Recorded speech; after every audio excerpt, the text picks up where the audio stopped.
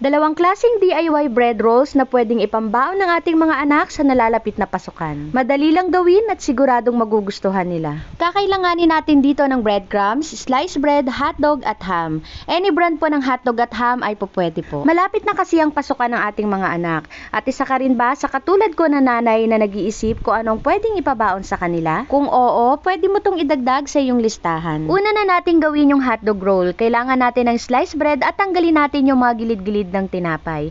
I-flat natin ito at pwede kayong gumamit ng rolling pin or baso. After natin itong ma-flat, mag-beat tayo ng isang itlog. Gagamitin natin ito para pang-lock dito sa ating hotdog roll. Sa pag-assemble nito ay madali lang. Lagyan natin ng itlog yung buong gilid ng flatbread, ilagay yung kalahati ng hotdog, i-roll at i-press lang natin yung gilid para maisara. In less than 10 minutes, makakagawa ka na ng baon na siguradong magugustuhan ng ating mga anak. After nating magawa yung hotdog roll, iset aside muna para mamaya sabay-sabay na natin itong lutuin. Next, i-prepare naman natin yung isa pang baon na idea na ham and cheese roll. Same kanina, kailangan din natin dito ng sliced bread. At dito, hindi na kailangan tanggalin yung mga gilid ng tinapay.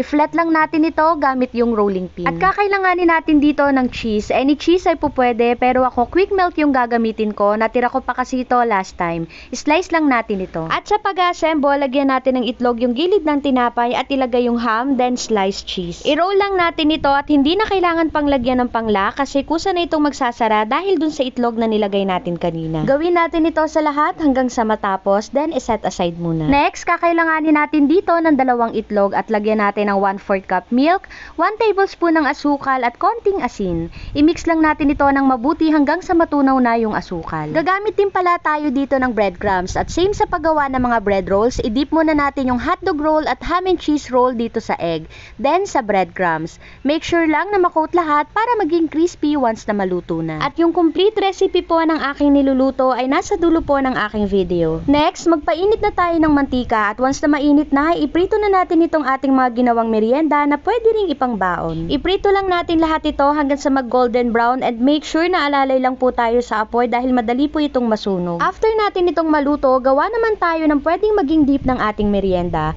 para mas lalong sumarap. Pero ito po ay optional lang ha, kahit wala naman ito, sigurado ako na masarap pa rin itong ating niluto. Sa unang dip, nagmix lang ako ng ketchup at mayo at sa pangalawang dip naman, nagmix lang ako ng cheese whiz at evap milk.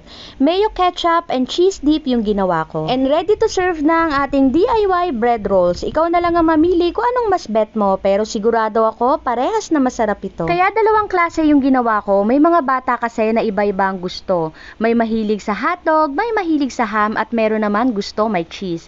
At sa paggawa ng mga ganitong klaseng pangbaon, sigurado ako gaganahan pumasok sa school ang ating mga anak. Kailangan lang natin maging madiskarte at maparaan sa pagluluto. At gusto ko po palang magpasalamat sa inyong lahat na patuloy na sumusuporta sa akin, sa mga nanonood at mga nag-share ng aking video.